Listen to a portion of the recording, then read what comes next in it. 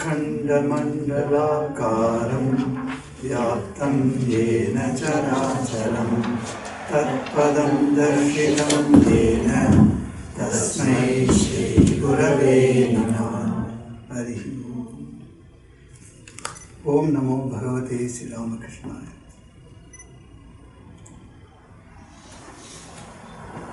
Brother Harinamananda ji,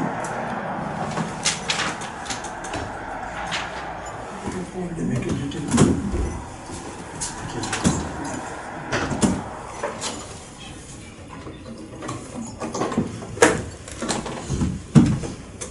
And dear devotees,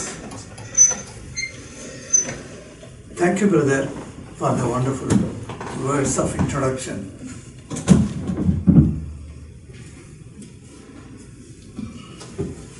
It's really nice to be with all of you on this fine evening. This is my first visit to the western part of US. I came to Washington DC to conduct a 3-day retreat. After the retreat was over, I found that it will take some more weeks to get my long-term visa to enter Ireland. So I thought of why not I go up to San Francisco and visit some of the centers. So some of the centers I touched were all inspired by Swami Vimokshananda. And when I came to Prabhupananda's place, that is Los Angeles, I was so happy because my Guru, Swami Nirvanananji Maharaj, was very close friend of Prabhupanandaji Maharaj. And Prabhupanandaji sought to eat that at his old age, that Nirvanananji is brought to America once. So they were so close. So I was thinking that how the Los Angeles Center is. As the topic given to me was internalizing the spiritual or the chosen ideal, I was thinking how Prabhupanandaji lived a life of internalizing the chosen ideal. His chosen ideal, we all know, was Sri Ramakrishna himself.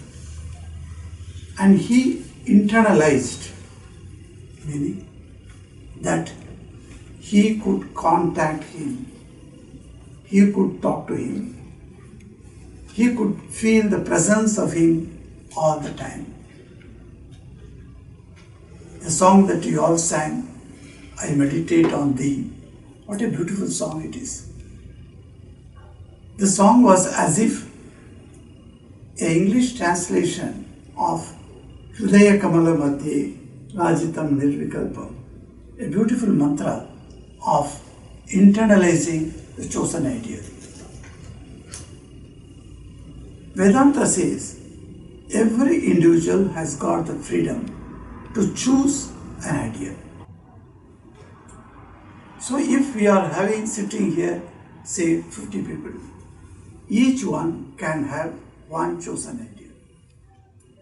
You may like many, but for you alone, when you want to be with someone, that personality becomes your chosen ideal.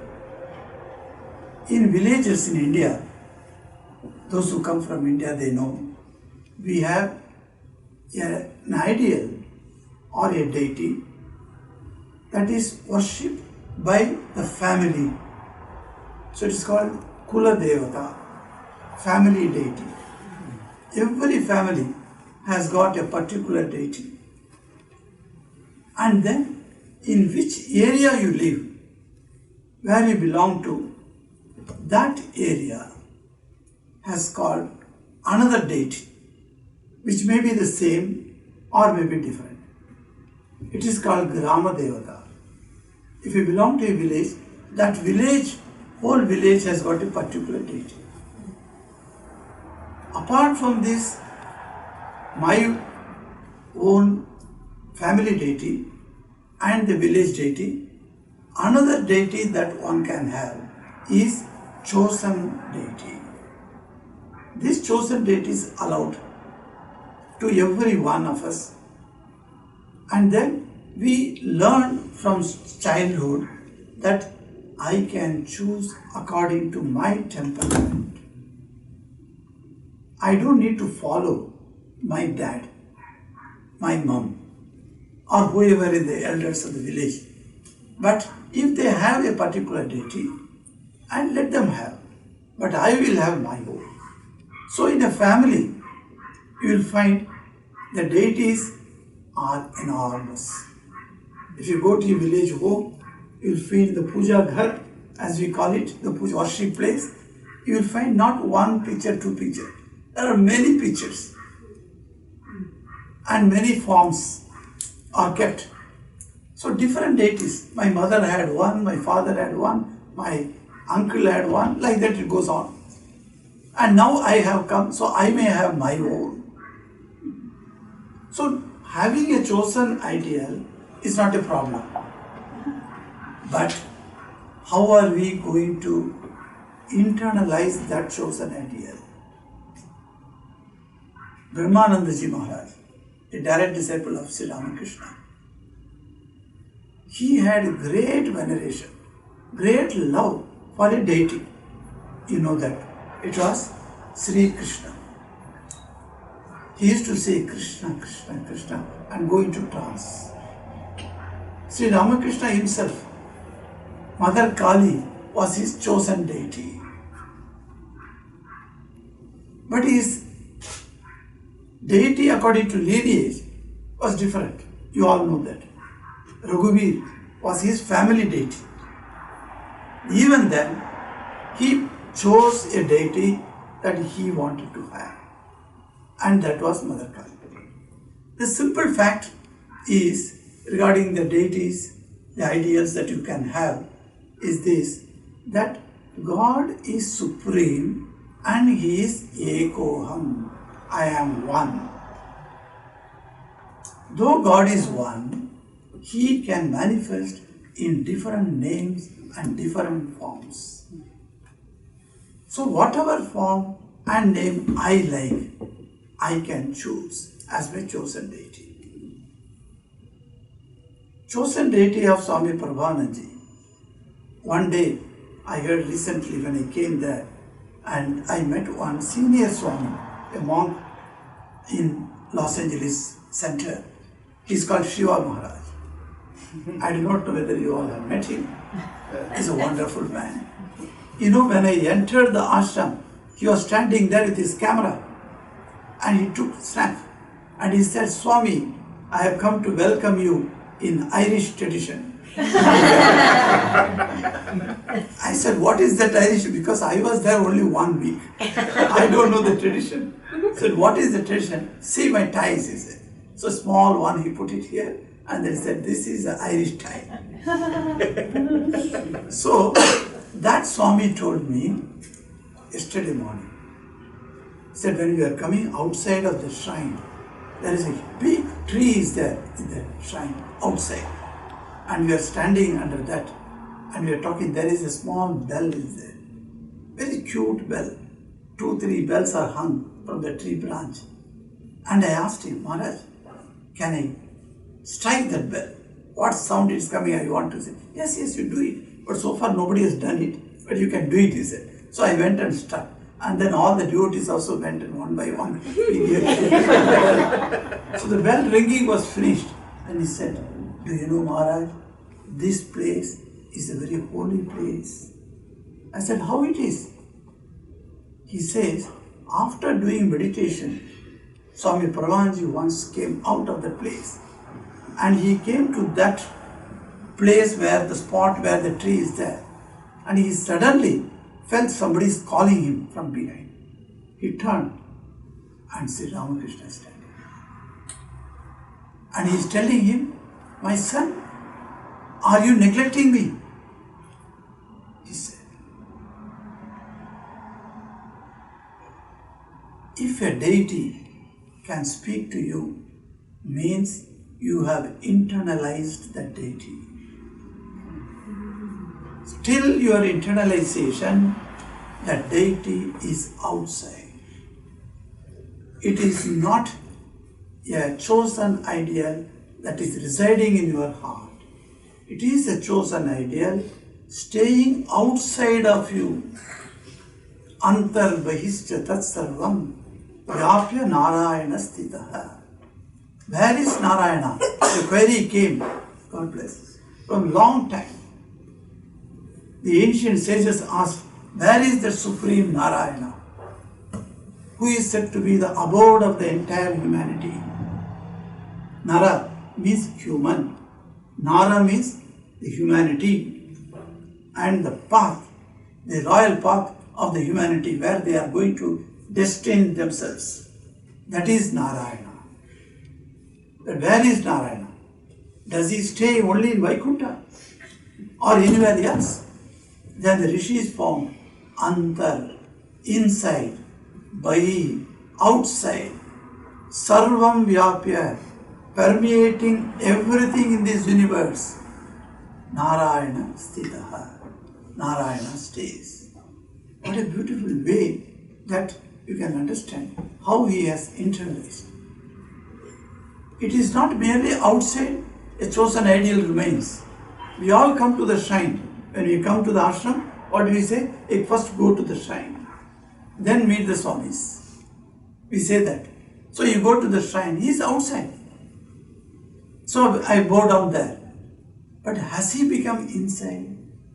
Has he ever come into me inside? Can I talk to him? Can I see him if I close my eyes? So the question is, how do we internalize and how do we see the same God outside also? I was telling him that I joined the Kanpur Center in 1971. When I joined there, the head of the center was Swami Prema Rupananda. Such a motherly nature. And the Swamis who sent me to his place were telling me that he is very, very motherly. And initially when you join the mission, leaving your house, home and heart, when you come to the mission, you feel you don't have anybody. Where is your mom? Where is your dad? Where is your brother? Nobody is with you. At that time, a head is required of the center who can shower all these types of love to you. So Prema Rupanji was such a person. So go to him, stay with him. You will not feel the lack of love. So I went there and I joined there by his grace. And Prema Rupanji was such a person. One day I was asked to bring the loads of books from the railway station. I went to railway station early morning after breakfast. By 9 o'clock I went. And lots of what you call bureaucratic methods. And then I had to go and sign here, stay there, see the person, make the payment. With all that, only at 2:30 I got my parcel. So I put it in a rickshaw. We didn't have any car, no taxis. Put in a rickshaw, the cycle rickshaw. The man runs a cycle and behind him you can sit. And I put the big box and over the box I was sitting, holding it. Young boy, no problem, no fear. And the rickshaw came to the ashram at 3:30. And then I knew if any monk or brahmachari comes late to the ashram, his food is kept in a plate, covered on the table. You can go and take your food. So I straight went to the kitchen and I saw my plate was kept there. So I sat there, surprised to see another plate next to me.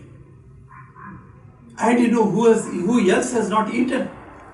When I was looking like that, Swami Premurpanji is coming slowly.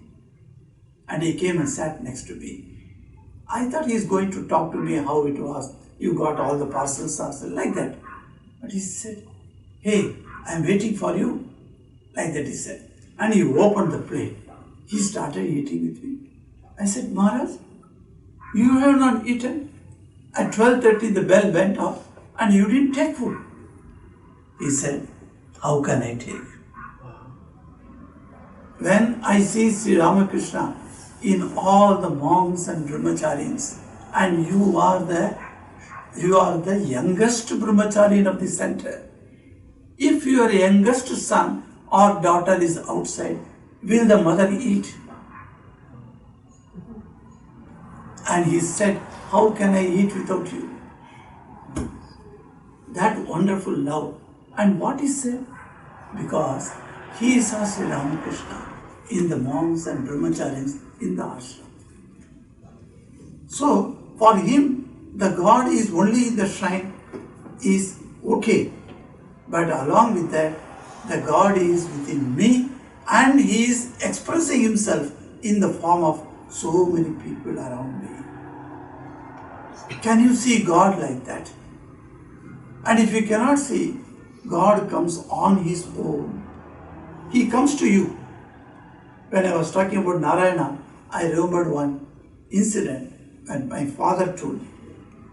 My father and mother, they said, look, my son, be with the granny. We are going to Tirupati. A place is there in South India called Tirupati, where Narayana idol is there. Very big murti is there. And there is millions of people go every year. And any time people have, demands from that Narayana and say, oh Narayana, you must get it done for me. In that case, I will give my hair to you. You will find a huge number of barbers sitting there, waiting for the people to come and shave them, because they hand over the hair to Narayana. That is how they feel that. And their wishes are fulfilled. Wish fulfilling tree, in the song it came. Wish fulfilling. He fulfilled the wishes. And my parents said, we are going to have darshan of it. Let us go there and we will come next day. Next day gone, third day gone, fourth day gone, fifth day gone. They didn't come back. After 1 week they returned. We were all anxious. I went and asked my dad, what happened? Why you are delayed? He said, son, something strange happened. The day we sat in the bus to go to the, 7 mountains are there, one after another. It's a range of mountains. Saptagiri, it is called. 7 range of mountains. And one after another, you go going up and up and up. In the middle, there was a landslide. So our bus could not negotiate that point. So the driver said, we will go back and stay till this matter is cleared. So we all wanted to come back and stay on the ground. That is the first mountain is there. But one couple got down from the bus, very old couple. And they said, we shall not go back. We shall stay and stand here itself under the tree. In those days, facilities were not there. So even wild animals, bears were there. So the conductor warned the couple, don't stay here. Come with us, let us go back to our town.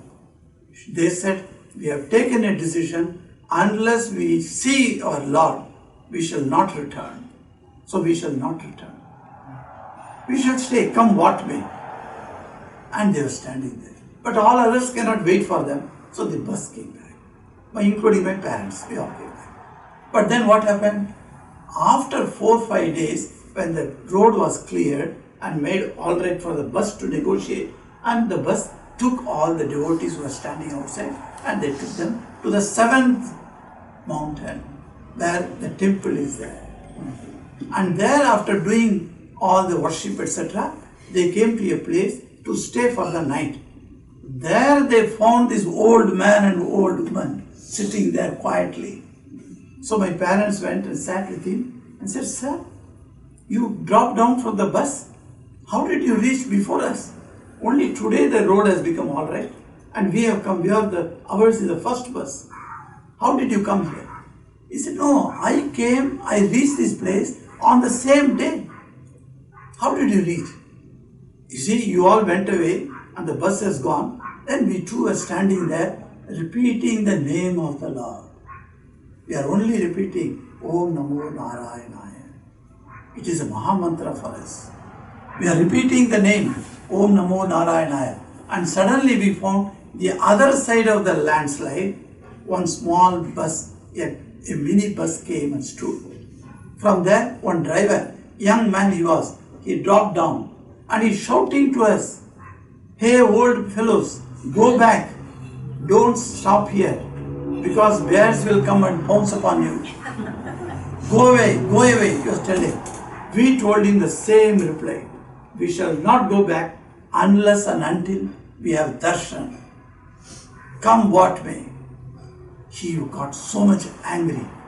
He came down on the landslide portion and then came up in our side and he warned us, cautioned us and scolded us. But we stood our ground. We said nothing doing.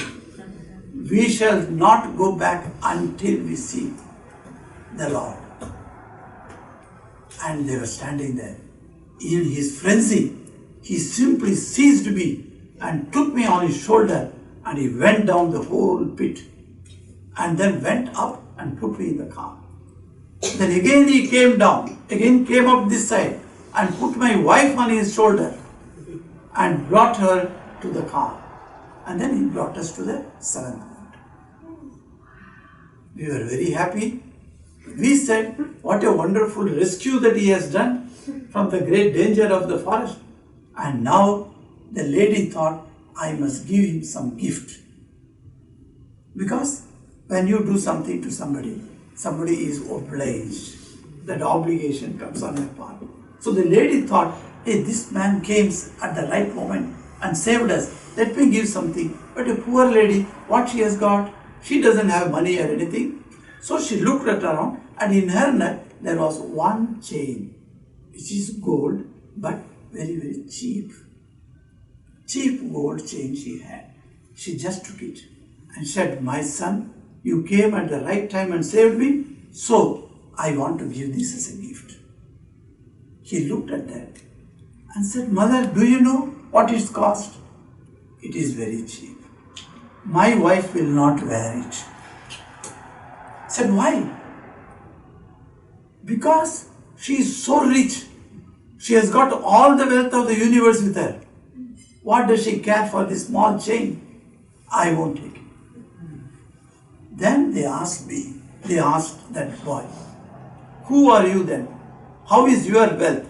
I am, of course, belong to a very, very poor family. I will accept for me, but not for my wife.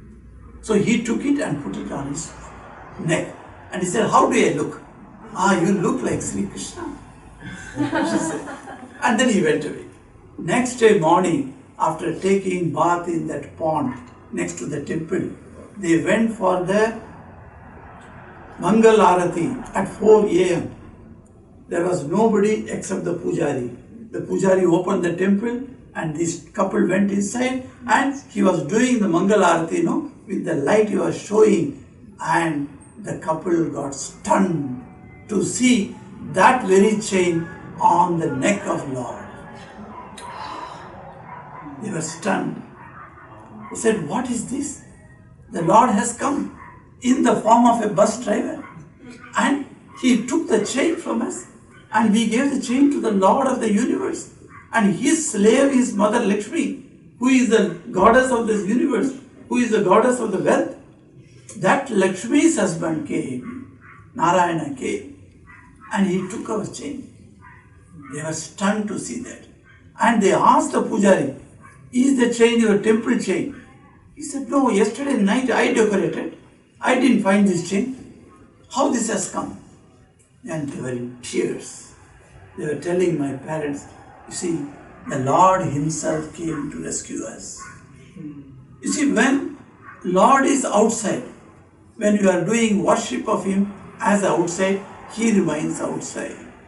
And when you internalize him, he is coming into your heart, sitting in the lotus of your heart, accepting your worship, and then he can appear outside also now in blood and flesh. He can come before. The same Lord which was only a photo, only a statue, that's all we think. But then that can come in flesh and blood outside It can come and show you, yes, I am here. Is it not we are seeing in Swami Avedananda's life? He was going to a counter to purchase a ticket. Somebody told him, my son, don't purchase ticket today. He came back and he's thinking, whose voice it could be? Was it my master's voice?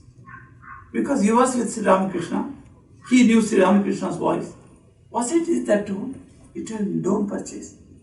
Okay, something is telling me from inner voice, so let me not go today. And he came back. And next day, he saw in the newspaper, that very ship got stuck in the ocean. And Swami Avedananda felt he was saved. So, the God whom you worship outside in the preliminary stages of your life, that God comes into your heart and stays within you.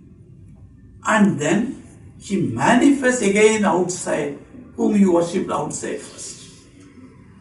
So this going from inside to outside and from outside to coming inside is the process of, what do you call that? That when you take curd, in the churning, when you churn that. That is the sadhana, that is the spiritual practice. When you churn yourself within you, and that outside God comes inside and stays, and from inside He comes out to help you, physically whenever needed. Without that, it will not be sufficient. I saw a photo of Shirdi Baba.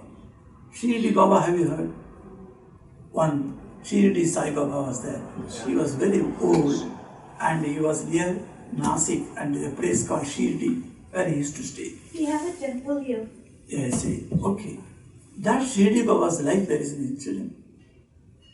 Baba is sitting, one lady is sitting inside that audience and she is feeling that I must feed Baba one day.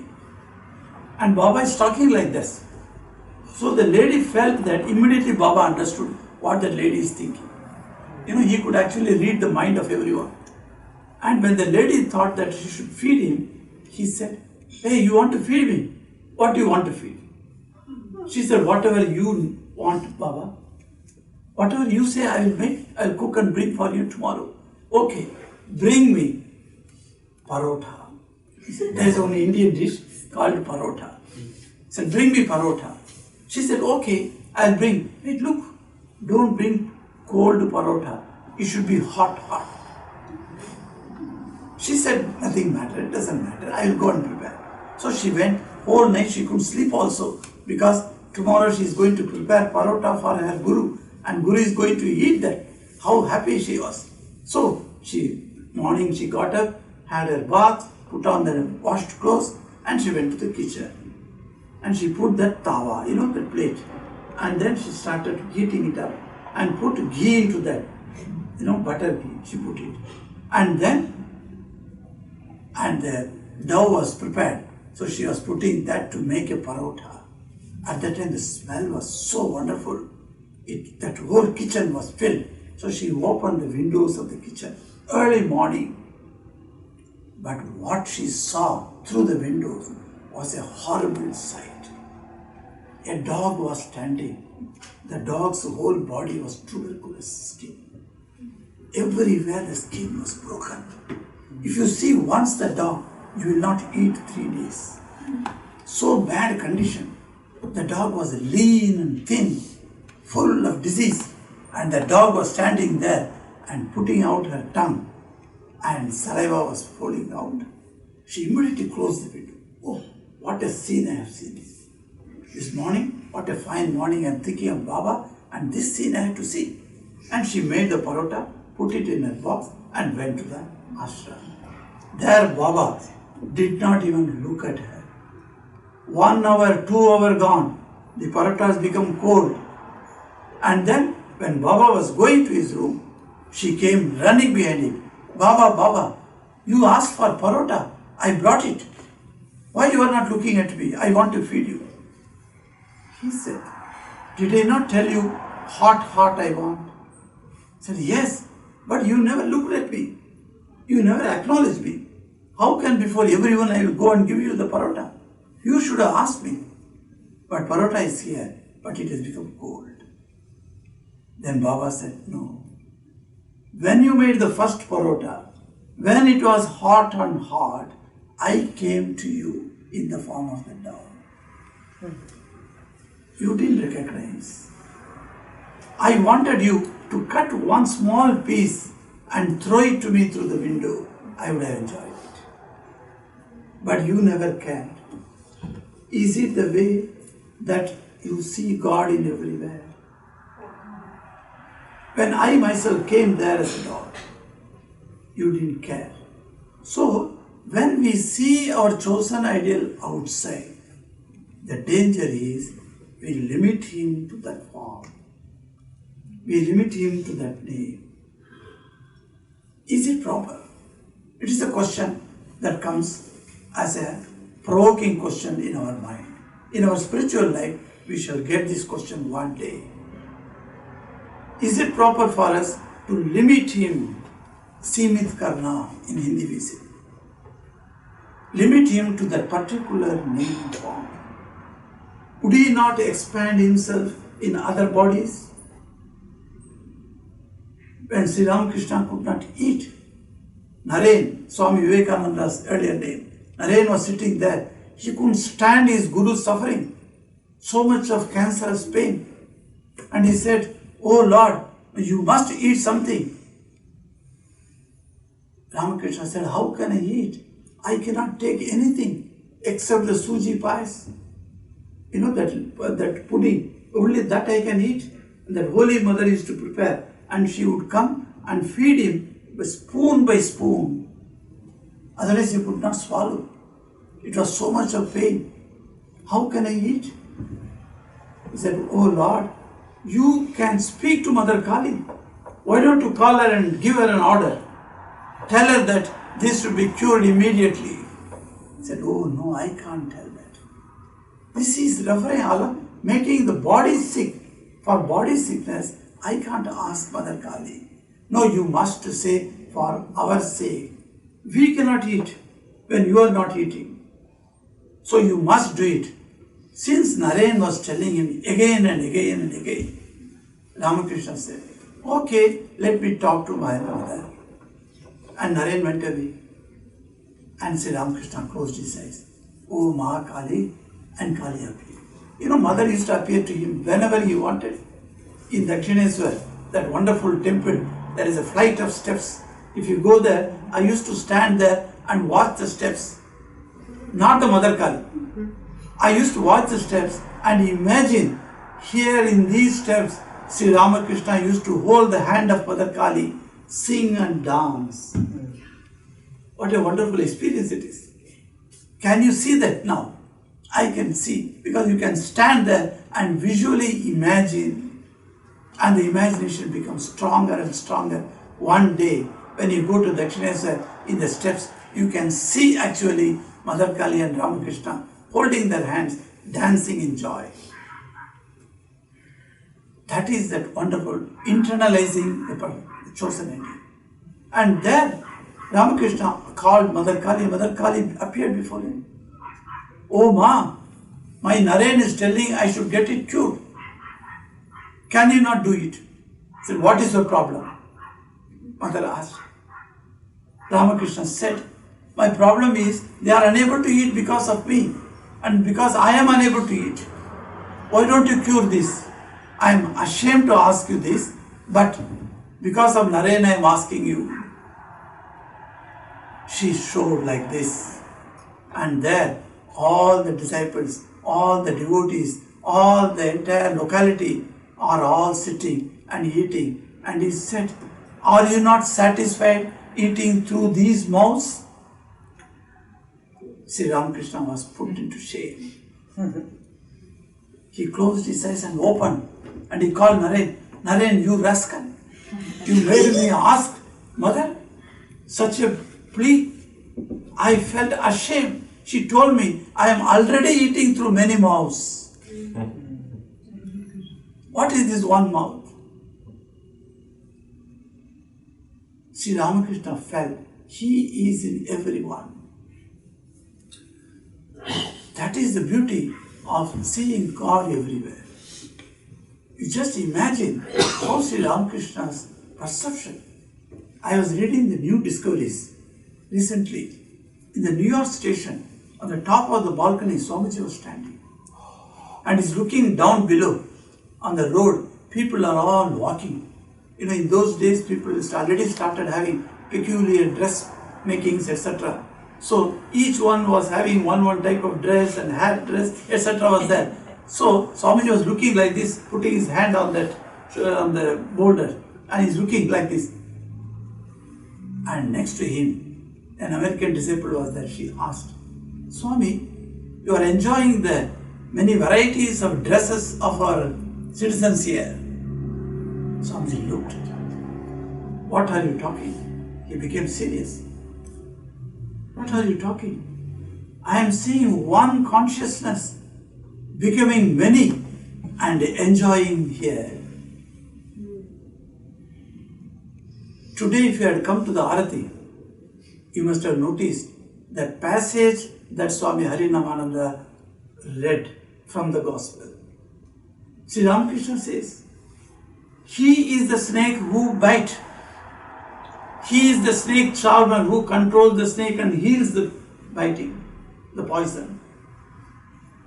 He has become everything. He is everywhere. Can we imagine that? Our chosen ideal is everywhere.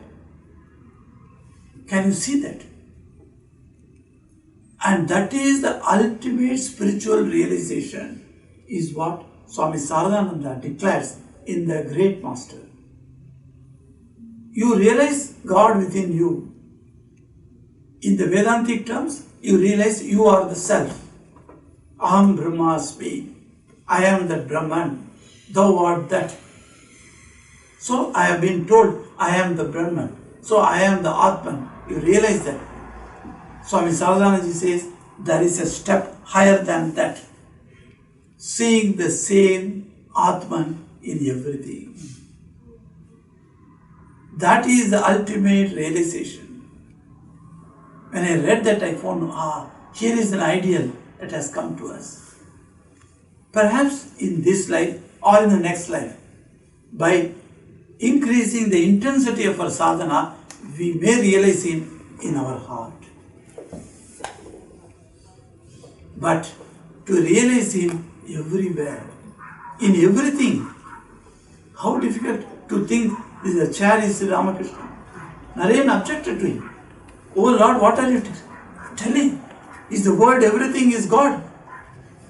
Is the glass also God? Is the cup is God? Is the saucer is the God? Sri Ramakrishna said, yes, my son, you will realize one day everything. And Vivekananda realized that. He didn't see the people of different forms, but he saw one Chaitanya, one consciousness is moving in different forms, and that is what we are. So it's such a beautiful idea of that God is to be internalized. Only when He is internalized, He will come out outside.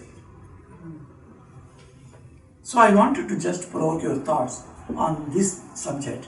I don't want to go into many aspects, but I would like to discuss with you. Because I don't want to give a lecture and go away. And then you also forget it and go away. No. I want to have some interaction with you. So I would love if you can give some of your comment, remarks, observation, or any question. So if anybody has any comments or observations, raise your hand and we'll pass a microphone to you. Swamiji, thank you so much. Please hold the microphone close to your mouth. Thank you so much. Please come again as often as you can. There is a Sri Sai Mandir near Black Mountain Road. I think you would love that very much, so maybe that may bring you next time. My question is, as you get older, if your memory gets weak, what should you do? And should you panic? Yes. You know, the old age. First, I should thank you for inviting me again. Though Harinamanji has already invited me. And Swami Sarvadevananji told me, hey, you are coming nearer to us, because I was in Singapore in the far east, southeast. But then he said, now you are coming nearer to us. Ireland is not very far out, only 5 hours travel.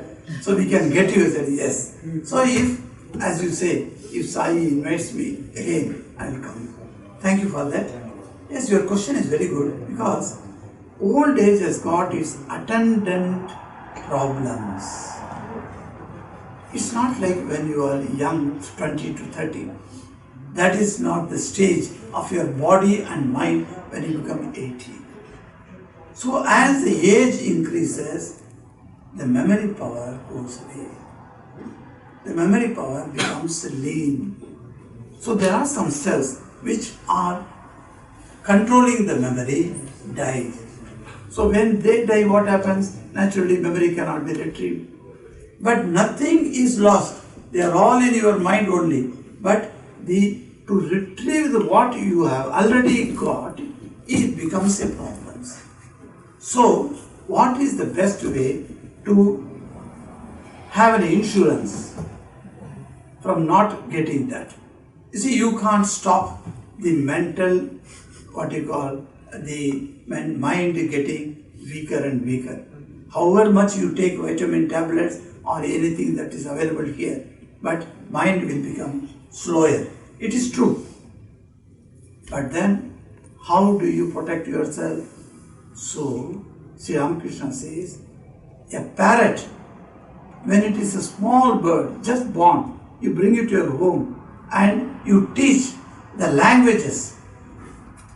There are parrots I have seen with our past President Maharaj, Swami Atmasthananji. He had a parrot with him. And it is okay, when you go there, it says Jai Ma, Jai Ma. I was stunned when I went there. Oh, it says Jai Ma, very good. So that's all. Oh, not only Jai Ma. Then after some time, it's all Jai Ramakrishna. So you teach what? And then it repeats. So when it repeats, we have the meaning of that. But what does it mean? It may say very nice things. See, Ramakrishna says, when the cat comes and catches that parrot, at that time, the parrot won't say Jai Ma. It will only screech from a loud voice. Why? Because it doesn't know the meaning of that word and it doesn't understand what it is. It will only be taught. So if you are taught like that about our spiritual life, that is not going to save us when we become old. So what to do? So in the younger age, you should be taught. So Sri Ramakrishna says, when the parrot has got a mark here, after that you can't teach anything to the parrot. Parrot can learn before the mark grows. That means it has not become old. So the old is the sign of the parrot is a mark on its neck. So when there is no mark, when you want to go to shop, pet shop and purchase a parrot, see whether mark is there or not. If the mark is there, you can't teach anything. Finished. But before the mark appears, when it is young, teach it. Then it will continue. So when the mind also is like that, I have seen old monk who has completely lost his outer consciousness. And suddenly when he came back to consciousness, he was repeating his mantra. So how is it possible? So there is a stage when you do japa, when that japa becomes automatic, normal within you, and it will go on inside. That is the only way we can ensure in the old age we are not in problem. Anyone else? Anybody else has a question or a comment? Yes? In the back. Pranam, Swami. Yes. Tell me your name. Samit Haja. So I have a question. As you mentioned, see everything. You gave an example that the old lady and her husband, they were waiting, although there was some danger lurking in front of them. they are not listening to others and not coming back. But I have also heard a similar story, like where a mad elephant was chasing someone, and the guy thinking, okay, this mad elephant is one part of God, so I shouldn't run away, rather I should do pranam, or and so on top of elephant there was that mahout or driver, so he was saying, go away, and he didn't listen, and the elephant just stamped him to die and went away. So these things, like every day or every moment, we have to take a decision by which way we should go. That's a very practical question. Thank you. So this is a very confusing subject. That what should we wait for the danger to come, or we should go away, or we should believe in something, or suffer at the hands. Yes. This question comes very often in our lives, because it is not that the world is very easy for us. When you go out of this center, you may meet good people, you may meet bad people. There are countries where crime has become so big issue. I went to a place where in our congregation I asked, is there anyone who has not been traumatized by a crime in his or her life? None could raise his or her hand. The entire congregation members have been affected. So what is there? How do you know that the God is everywhere and that God is coming in the form of, snake comes, but snake's nature is biting, giving you poison. Should I accept snake as mine? So today where we went, the rattlesnake photo was there. The picture was there. You are walking this way, be warned. You may see rattlesnakes. Our South African devotees were very afraid. I said, no, come, let us go and see.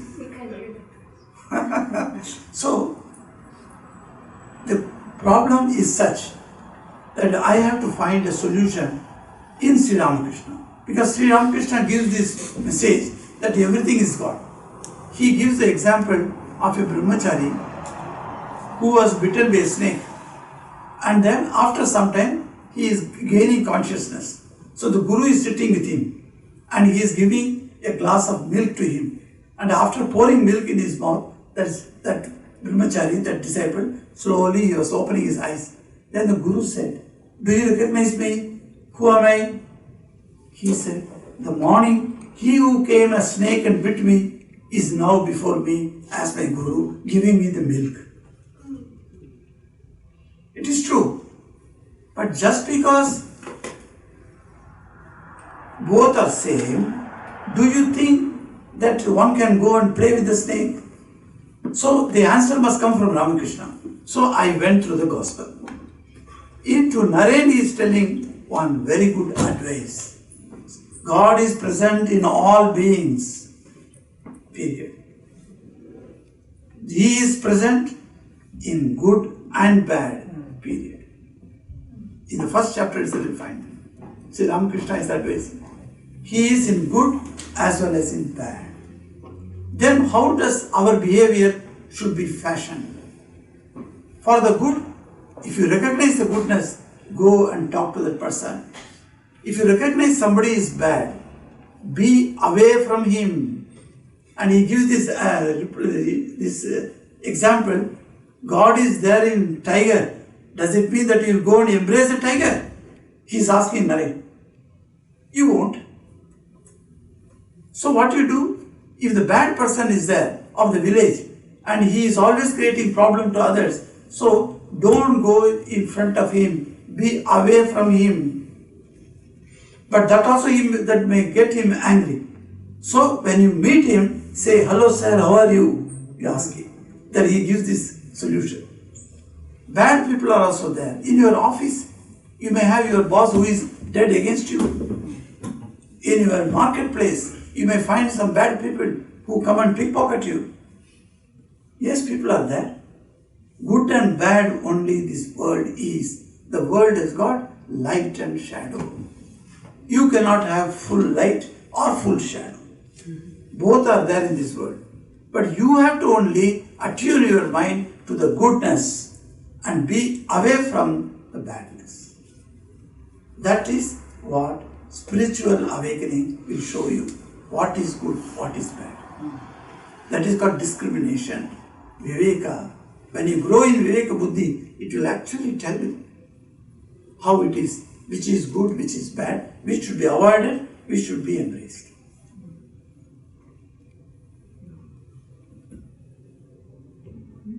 Anyone? Anybody else? Any questions?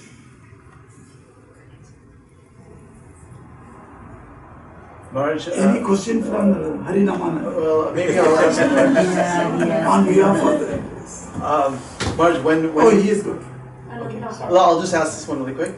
Maharaj, when as you talked today about internalizing the deity, and then you talked about how the deity comes out, and then and can take a form sometimes, as we saw Ramakrishna holding Mother Kali and going up the stairs. When this happens, is this only shown to the eyes of the person whose deity is out, whose deity is taking shape, or can other people see this? In other words, is it just a purely subjective thing that only the individual will see, or is it other people can also see that same Mother Kali that's walking Sri Ramakrishna up there? Is the vision only subjective, or is there also what we say objective?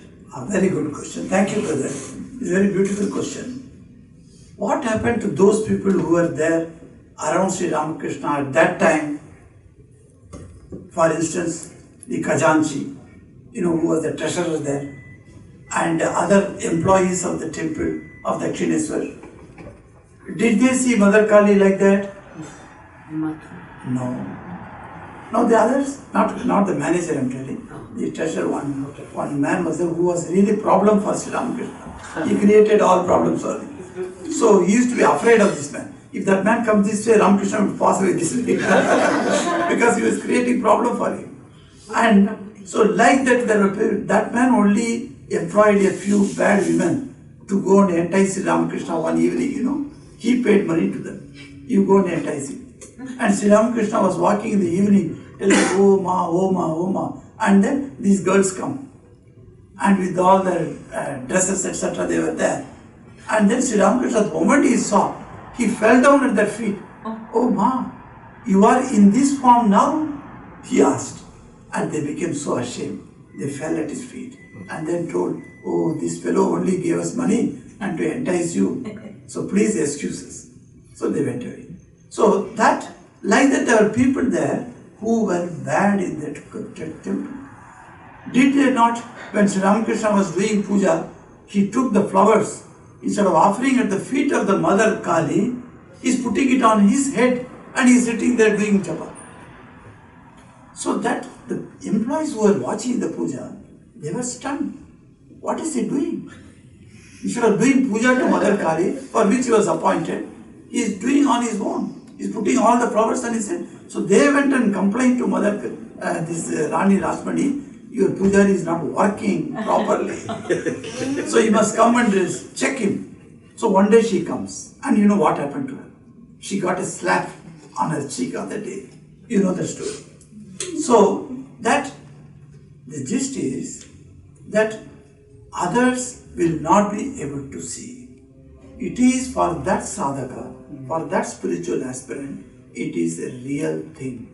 It is absolutely subjective.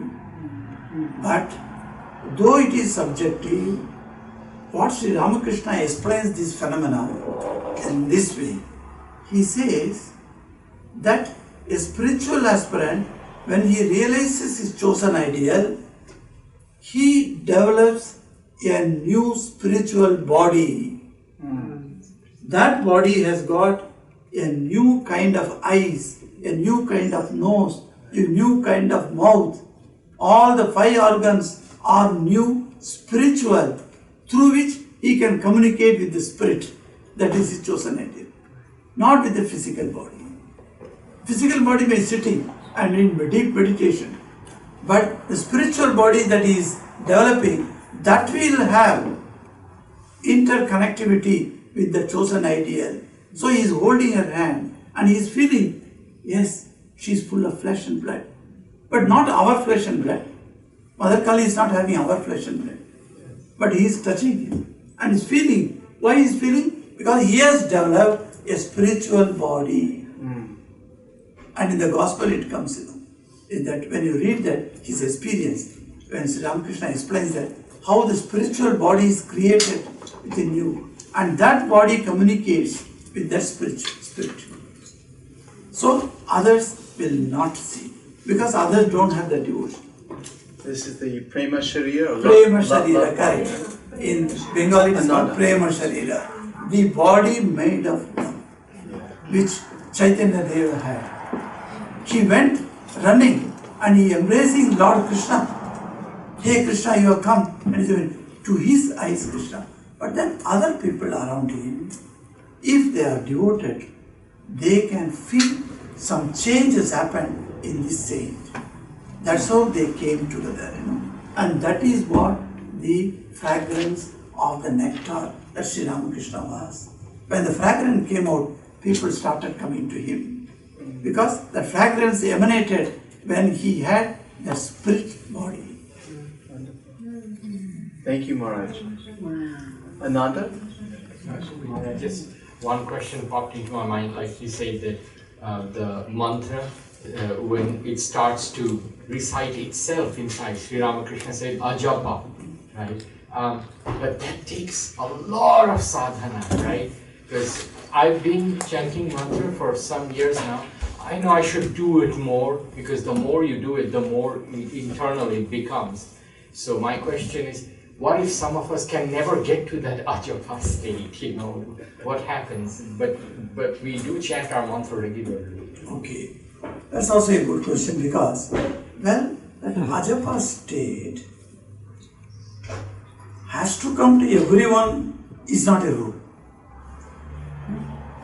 Now, japa is one of the important principal methods. It is not the only method. There are jnana yogis who do not do any japa. They think, I am self, I am the Atman. Self-knowledge is the supreme knowledge. They don't do japa. So japa is not a compulsory thing. Now everybody should come into the ajapa state. But then those who are practicing japa, for them to reach the ajapa state is one of the purpose. If that is so, as you yourself said, unless you have a extreme intense practices earlier, the japa cannot become automatic in your mind. Still you have to use your will to do a japa. And the same will can get detoured to some other object, then japa stops. We all see that experience. When you do a japa, the mind starts functioning, goes to some other object, and the japa stops.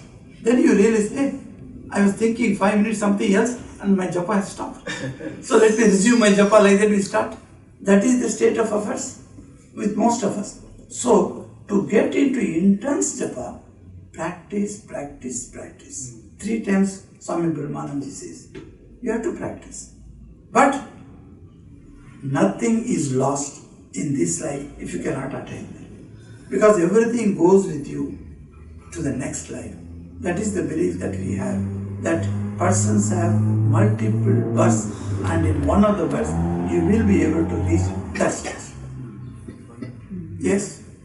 Swami, I understand, well, from a bhakti point of view, I understand doing japam without meditation, but what is meditation without japam? See, there are 4 paths, as you all know, as Swamiji has enunciated. That is Raja Yoga, Bhakti Yoga, Jnana Yoga, Karma Yoga.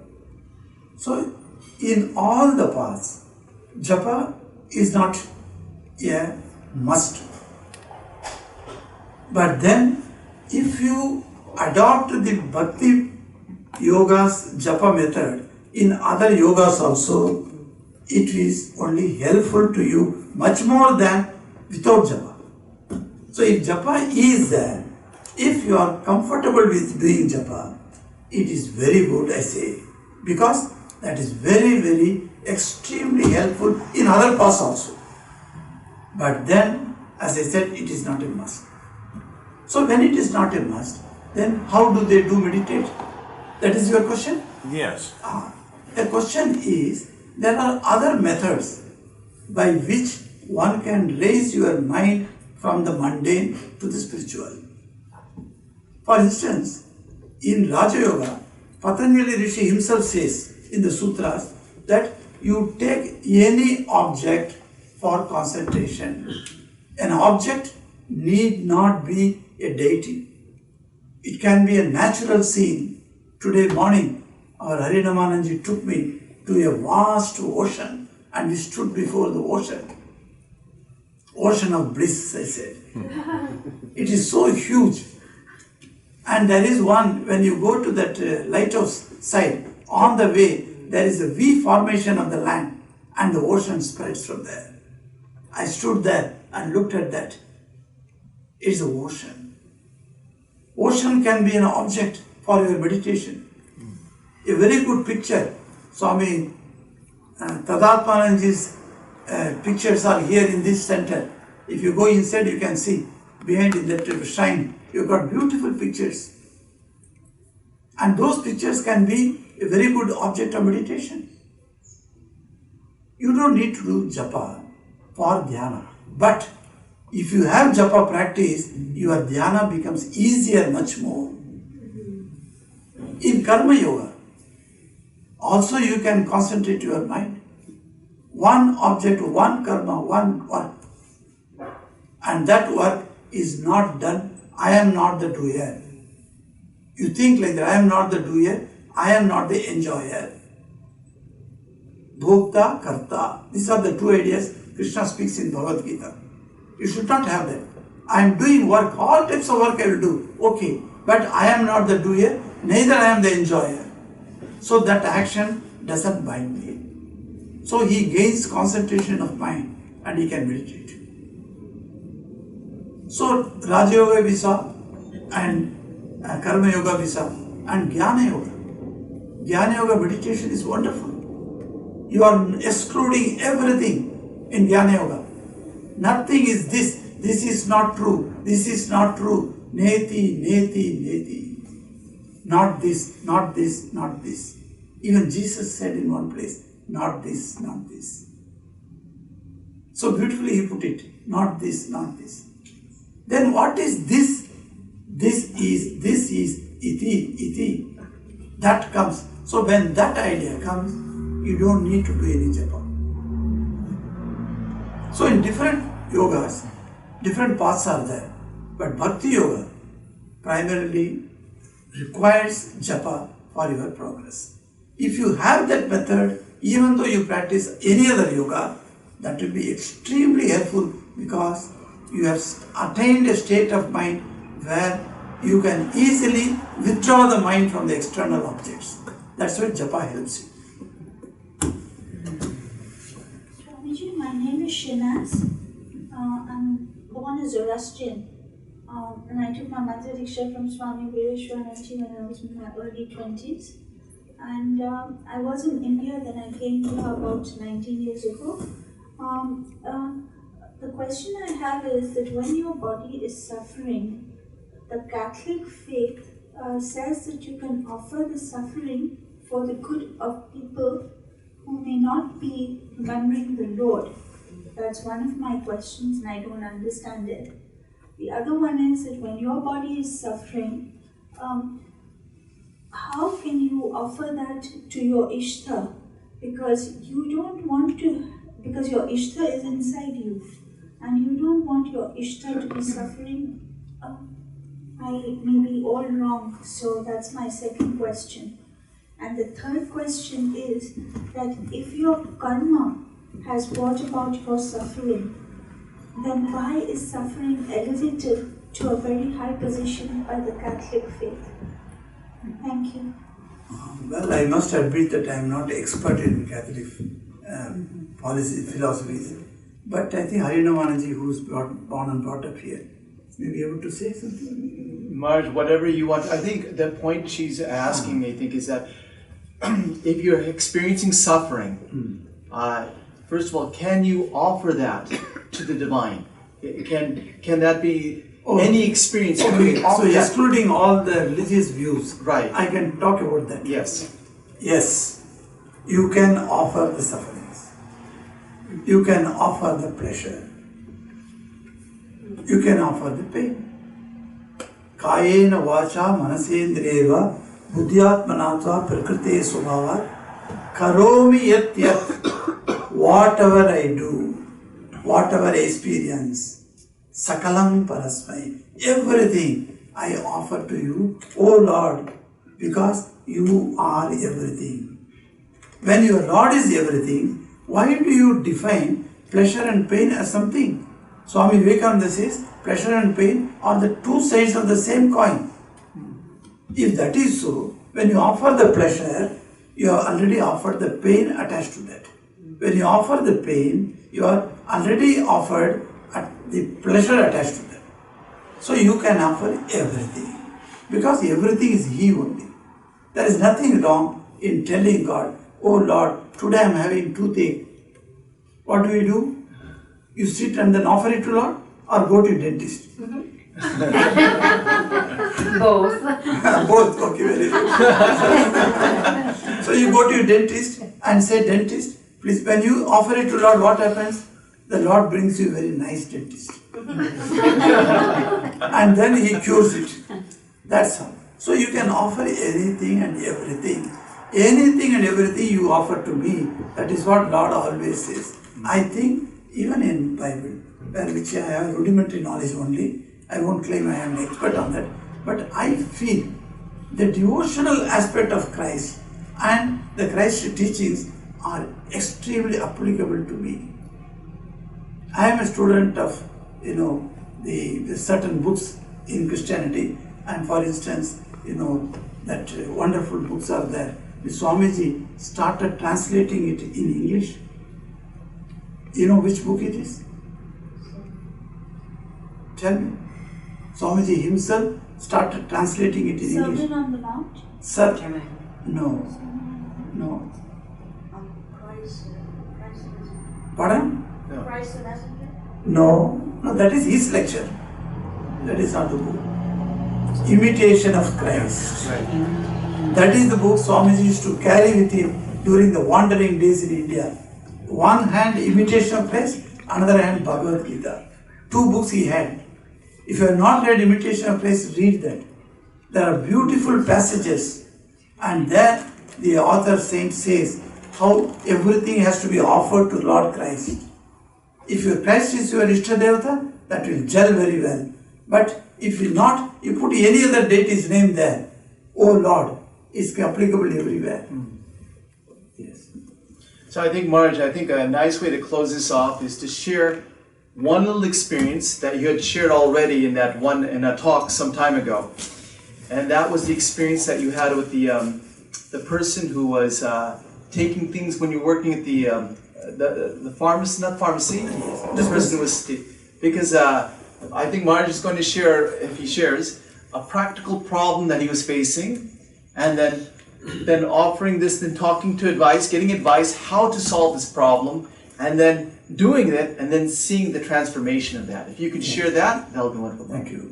So one gentleman raised a question. There are good people and bad people. How do you deal with them? With the bad people and good people? Will I be very friendly? Sri Ramakrishna has said clearly, yes, you simply ask him, hello, how are you? That's enough. But then don't be attached to that person. Don't be running with that person, etc., etc. Okay, these are all practical examples. In my life, once I was looking after a dispensary. A dispensary has got doctors, nurses, and paramedical staff, etc. Suddenly I could see that some of the medicines are just missing. So I thought somebody must be playing. So he has been siphoning off some other medicine from the stock.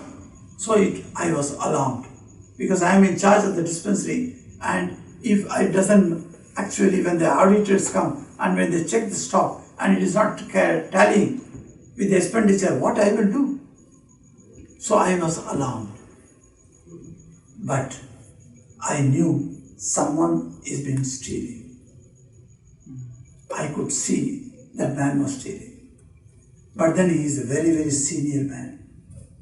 And he is well respected paramedic staff. If he is not there, perhaps the dispensary cannot be run. Such is the situation, and I am a new brahmachari, just entered. If I tell my head of this institution and go and complain about him, he will say, no, you don't know how to run this. You get away from there. He may change my work also. And he may say that he won't even believe, because that man has got so much faithful to everybody and everybody believed in him. But I saw from my eyes. I was in a quandary. What to do? How do I treat this matter? Should I go and tell my Mahant Maharaj? He will laugh at me. He won't believe. So many years he has put in service, and in 5 years he is going to retire. Will he believe me or him? I was afraid to go and tell him. And I was afraid to open my mouth to my own colleagues, that is, my own brothers there, my own brahmacharis. How to tell? To any other Swami also I can't go and say. What I did, I used to go for Arati. After the Arati, sit before Sri Ramakrishna and pray to him. Oh Lord, I do not know how to control him. If I tell him and check him on, he will get angry and my position will be jeopardized. I do not know why I was afraid of him. I said, I do not know. Can you please give me some solution? What could be the solution? I prayed for the peace of the mind of that man. He is doing this, perhaps not to intentionally stealing, but he is suffering from something else. I think to set off that suffering in his family life, he is stealing. So there must be some reason deeper than what I see. Oh Lord, can you not remove that? So that he doesn't need that want. I prayed and prayed and prayed and did japa for him. And 1 month after, that man came to me. I said, Brahmachari, I want to talk to you personally. I knew what is going to come. Because he has watched that I am watching him. He knows that I am suspecting him. He is going to tell me something very harsh. I was prepared for that. I went with him. We sat in a room and he said, first thing, I want to acknowledge I stole those medicines. I said, you? As if I don't know anything. You? Why did you do it? If you steal once, it will make you steal second time. And it will become a habit. You know this habit, where it will lead to you? You are a senior most paramedic staff of this dispensary. Can you afford to get your name spoiled? He said, that is what's worried me. I did that, Maharaj. I am sorry. I will not do it anymore. Yesterday night, I had a light of knowledge. I felt I should go and tell you and seek excuse. Please don't tell anyone. Keep this with us. Let us finish this. I said, done. Okay. I was happy because Sri Ramakrishna heard me and this was resolved by, I was telling today some of the devotees here who met me in the morning to that Sanam, I was telling her, you are a mind, part of the cosmic mind. So, if 30 people are sitting here, 30 people have got individual mind, which are all part of the cosmic mind. Cosmic mind is like a satellite. Each house television is connected to the satellite. And each program, CNN program, is telecast in a particular wavelength. You put your TV to that wavelength, you get the CNN there. So in each of our mind is connected to the satellite which is God.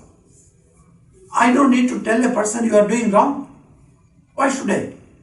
Because from this TV, you cannot control the other person's TV.